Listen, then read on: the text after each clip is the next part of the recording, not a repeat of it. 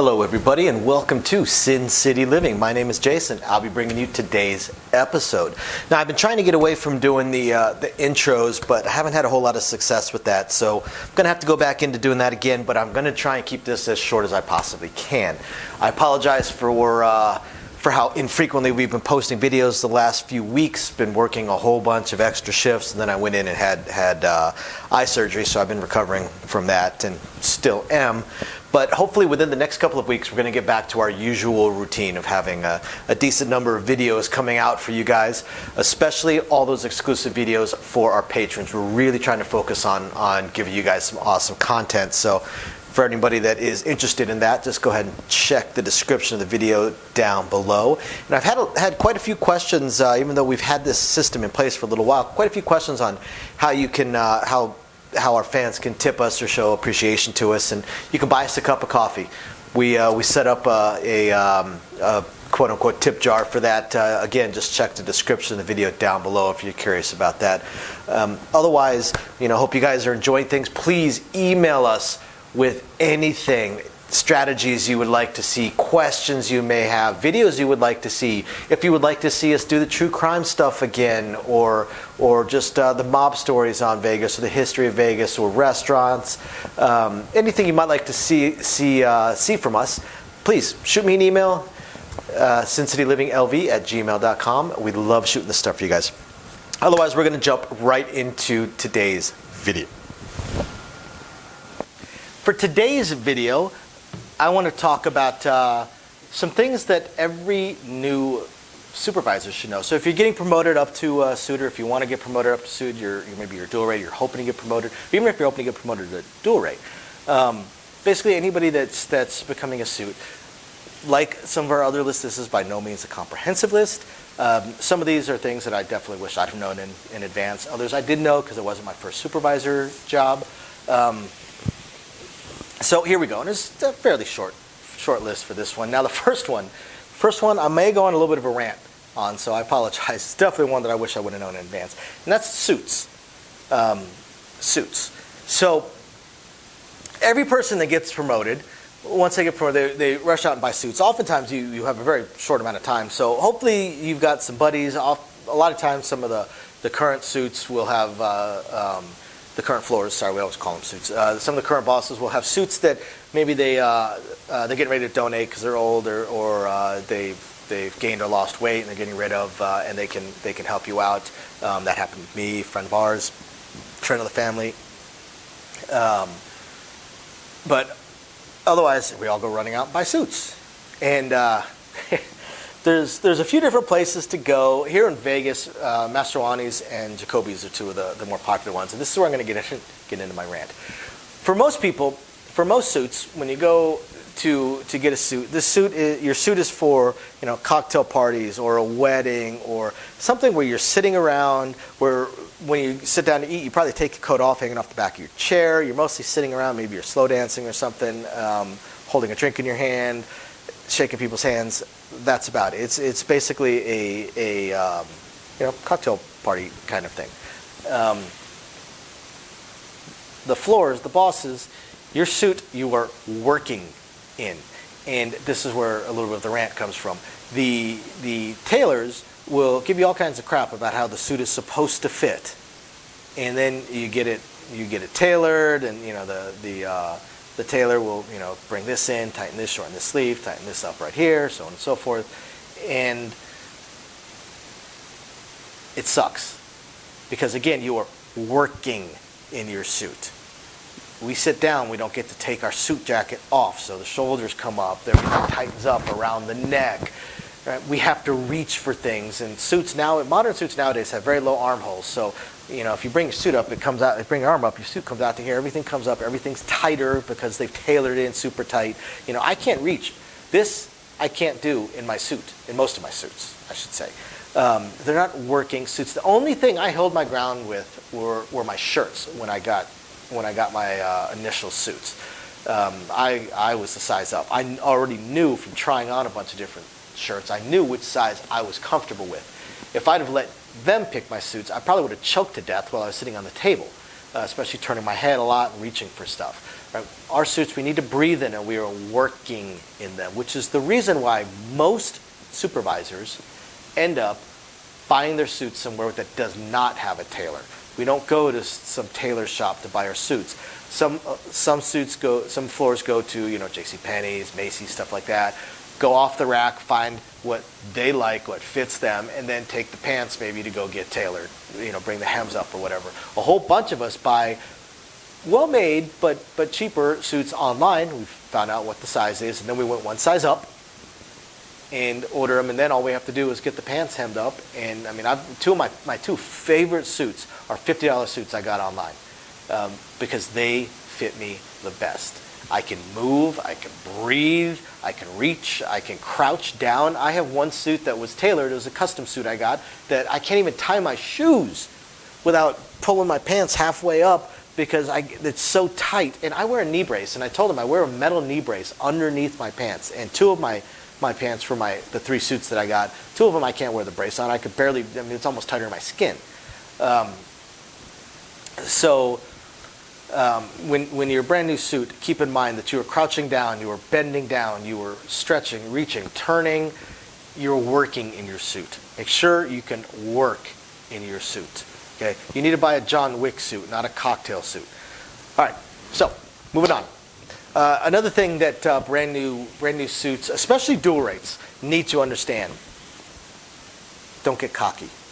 Don't get cocky. And I've seen that I'm not going to say a whole bunch of times, because oftentimes when someone gets promoted to floor, they've been a dual rate for a while.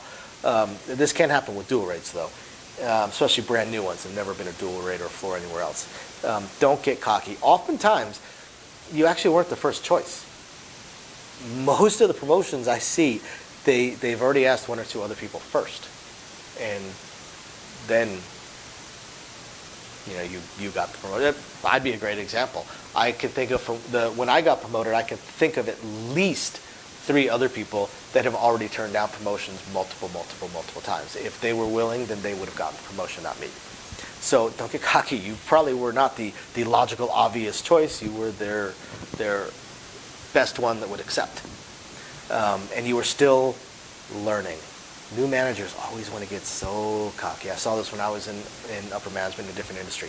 Along with that, don't correct the dealers on procedural stuff. There's a lot of things that we have as pet peeves that as dealers, you see other dealers do these things. They're just absolute pet peeves. When you are a brand new floor, brand new suit, or even a brand new dual rate, you need to monitor payouts, make sure payouts are correct, make sure change is correct, make sure dealers are doing the right things as far as new cards, shuffling, making change, doing color ups properly, making the correct payouts, those kind of things. But if you've got this pet peeve that you hate it when dealers do this, don't start jumping down the dealers' throats, because if this has been going on for a long time, I guarantee you that the boss, 3 bosses above you, has seen people do it and hasn't jumped down their throats.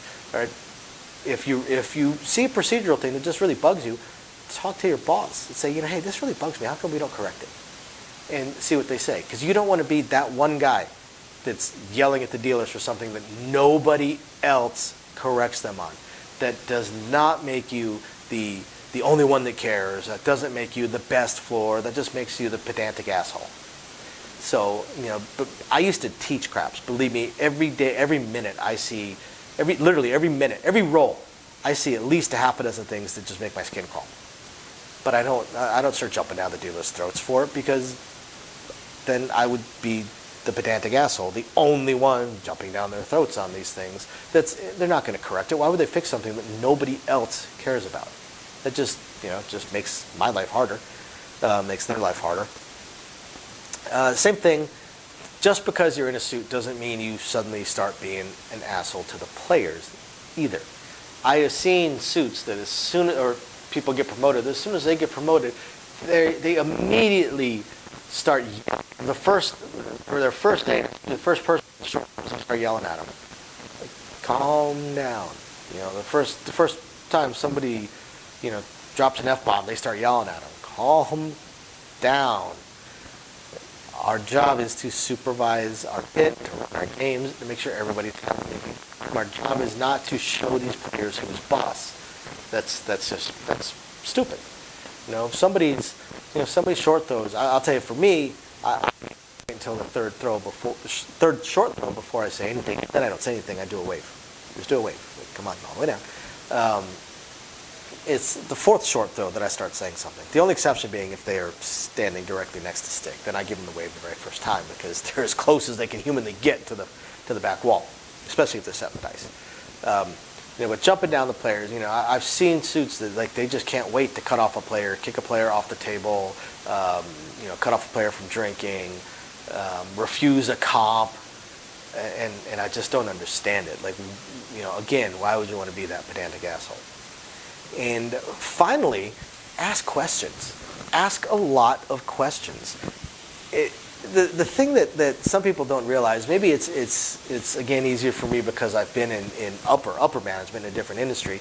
To me, being in a brand new lower management position is actually kind of freeing. To me, it's pretty cool because I don't really have to make a hard decision. I can make a call if I have to on something, but oftentimes if there's something that comes up that I'm like, I think this is, I know what call I would make, but I haven't really seen this one come up before. I'm going to kick it up to my boss, to the pit manager or the shift manager if my pit's not around and the shift is, or kick it up to a more senior floor than me. I don't need to make those decisions. There's no need for me to make it. I certainly don't need to flex my muscles. I ask a lot of questions. Generally, I don't make any decision that I haven't seen made at least 2 other times by either a pit or a floor more senior to me in that exact same situation. I want to make sure I know exactly how our casino and our bosses want things to run, what decisions to be made. I need to know exactly how they want to do it. Then I'm willing to make a call on it. But before that, I won't make that call. I will push that call up to somebody else. I have no problems asking for questions. Even now, it's been 7 months since I got promoted.